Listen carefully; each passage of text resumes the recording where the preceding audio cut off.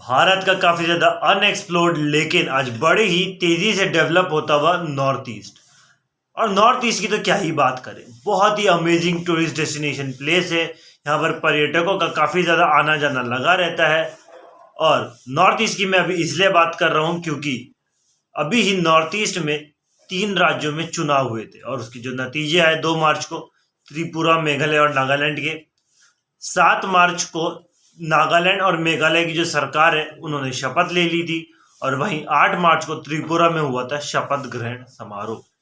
और तीनों ही राज्यों का अगर मैं नतीजों का अगर संक्षेप निकालूं तो जो सबसे बड़ा बेनिफिट जिस पार्टी को हुआ है तो वो है भारतीय जनता पार्टी।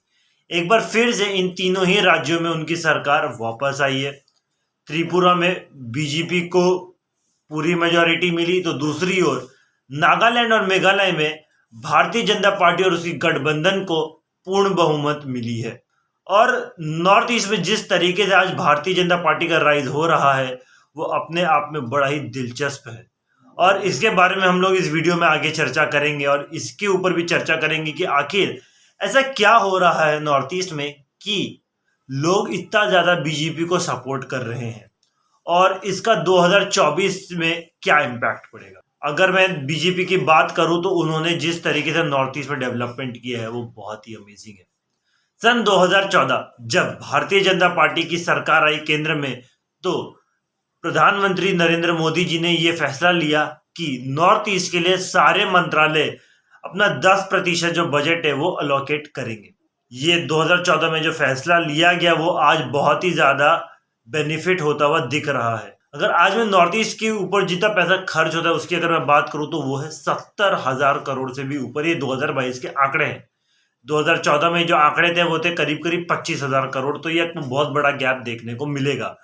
और ये जो इतना पैसा जो लगाया जा रहा है नॉर्थ ईस्ट में इसका जो रिजल्ट्स है वो भी देखने को मिल रहा है। आज नॉर्थ ईस्ट में बड़े ही तेजी से इंफ्रास्ट्रक्चर डेवलप हो रहा है। अगर मैं एयरपोर्ट्स की बात करूं तो यहाँ पर पहले सिर्फ 9 एयरपोर्ट थे सन 2014 तक, परंतु सन 2014 से 2022 में यहाँ पे और 6 एयरपोर्ट बन गए और अब ये जो आंकड़ा है वो बन गए हैं 15। यानी कि आज नॉर्थ ईस्ट में एयरपोर्ट्स की जो कनेक्टिविटी है बढ़ती जा रही है। अच्छा, एयरपोर्ट्स को आपस में कनेक्ट करने के लिए जो प्रोजेक्ट्स चल रहे हैं और उसके ऊपर भी बड़ी ही तेजी से काम चल रहा है। इसके साथ ही साथ अगर मैं रेलवेज की बात करूं तो रेलवेज में भी बहुत ही तेजी से काम चल रहा है। पहले के मुकाबले अब रेलवेज के काम में बड़ी ही तेजी दिखाई दे रही है। और आजादी के कई साल बाद नॉर्थ ईस्ट के मिजोरम में एक मालगाड़ी पहुंची थी तो ये अपने आप में बड़ा ही हिस्टोरिक मोमेंट था मिजोरम के लिए। लेकिन आपको इस बात से यह भी पता चलेगा कि कितना ज्यादा इग्नोर्ड रहा है नॉर्थ ईस्ट। अब अगर मैं रोड्स की बात करूं तो रोड्स जो है बड़ी तेजी से काम चल रहा है। हर दिन 1.5 किलोमीटर के रफ्तार से हाईवे जो है बन रहे हैं, रोड्स बन रहे हैं। जितने भी हाईवेज है उनको ब्रॉडन किया जा रहा है, नए नए हाईवेज के ऊपर काम चल रहा है। तो दूसरी ओर जितनी भी रोड्स है अभी करीब करीब 3,000 किलोमीटर की जो रोड्स है उसके ऊपर काम हो चुका है और साथ ही साथ अभी 4,000 किलोमीटर की जो रोड्स है उसके ऊपर काम चल रहा है और बहुत तेजी दिखाई दे रही है इन सब कामों में।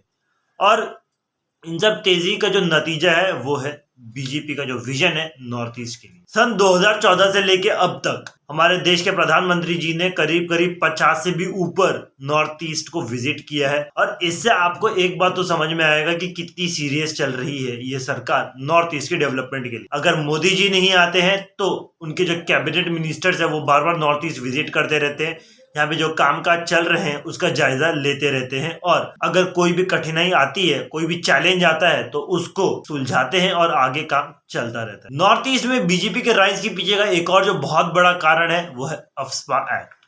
आप सबको पता ही होगा ये जो armed forces special power act है कितना ज्यादा कंट्रोवर्शियल है, इसके ऊपर कितनी ज्यादा चर्चा हुई भी है।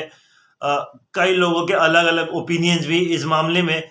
और घूम फिर के देखा जाए तो यार ये जो एक्ट है इसके ऊपर काफी ज्यादा कंट्रोवर्सीज पहले भी हुई और आज भी होती रहती है। पहले नॉर्थ ईस्ट के करीब करीब हर राज्य में ये अफस्पा एक्ट था, लेकिन आज ये जो एक्ट है वो बहुत ज्यादा रिड्यूस हो गया। देश के गृह मंत्री अमित शाह जी ने ये कहा था कि अफस्पा एक्ट जो है अब कुछ सालों बाद ही पूरे नॉर्थ ईस्ट से हट जाएगा।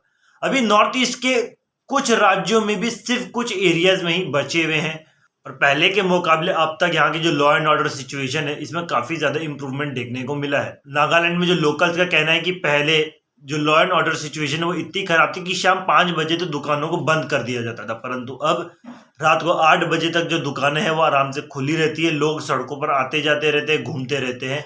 ये एक बहुत ही बड़ा बदलाव देखने को मिला है नॉर्थ ईस्ट में और ये जो बदलाव है काफी ज्यादा पॉजिटिव है। नॉर्थ ईस्ट के ट्राइबल्स के लिए जो बीजेपी का जो अप्रोच है काफी ज्यादा पॉजिटिव रहा।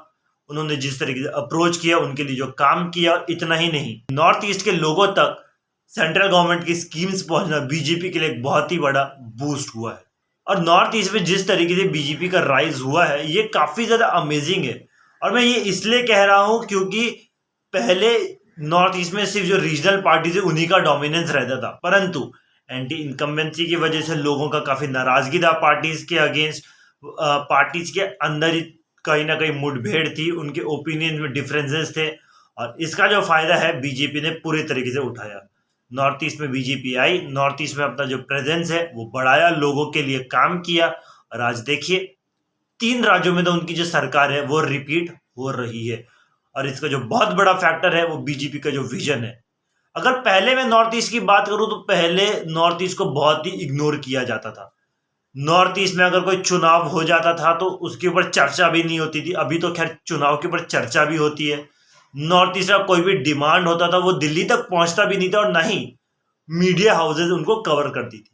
नॉर्थ ईस्ट सिर्फ तभी आता था चर्चा में जब इलेक्शंस के समय वहां पर हिंसा होती थी। परंतु आपने अगर इस बार की चुनाव को अगर क्लोजली मॉनिटर किया होगा तो आपको पता चला होगा कि इस बार चुनावी हिंसा का जो घटनाएं हैं वो एकदम ही नहीं आए थे नॉर्थ ईस्ट से।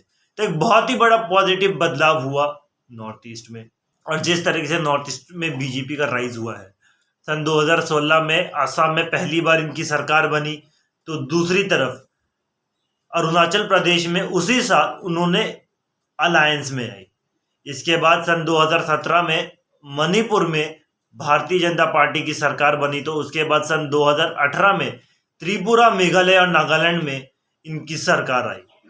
इसके बाद आता है सन 2019 जब अरुणाचल प्रदेश में पूर्ण बहुमत वाली भारतीय जनता पार्टी सरकार बनाती है और इसके बाद सन 2021 में असम में एक बार फिर से बीजेपी को जनता पसंद करती है। 2022 में मणिपुर में फिर से बीजेपी को वोट मिलते जनता की तरफ से और 2023 के नतीजे तो आपके सामने ही है। और नॉर्थ ईस्ट देखिए देश के लिए काफी ज्यादा इंपॉर्टेंट है क्योंकि अरुणाचल प्रदेश जैसे जो राज्य है वो चाइना के साथ बॉर्डर शेयर करते हैं। अब देखिए चाइना के बारे में मेरे को बताने की जरूरत नहीं है, कैसा है चाइना सब जानते हैं। और चाइनीज थ्रेट को टैकल करने के लिए सरकार बड़ी तेजी से काम कर रही है। LAC तक जो रोड इंफ्रास्ट्रक्चर है उसके ऊपर बड़ी तेजी से काम हुआ है। आज वहां का जो इंफ्रास्ट्रक्चर है काफी ज्यादा सुधरा है। अब हमारे देश के जो आर्म फोर्सेज है उनको आने जाने में तकलीफ नहीं होती। बॉर्डर रोड ऑर्गेनाइजेशन बड़ी तेजी से काम कर रहा है और अभी तो अरुणाचल प्रदेश में एक डैम भी बिल्ड हो रहा है और ये जो डैम बिल्ड हो रहा है इसके ऊपर क्लोज मॉनिटर रखने की बेहद जरूरत है और देखने लायक रहेगा आगे आगे हम लोग कैसे चाइनीज थ्रेट को भी टैकल करते हैं।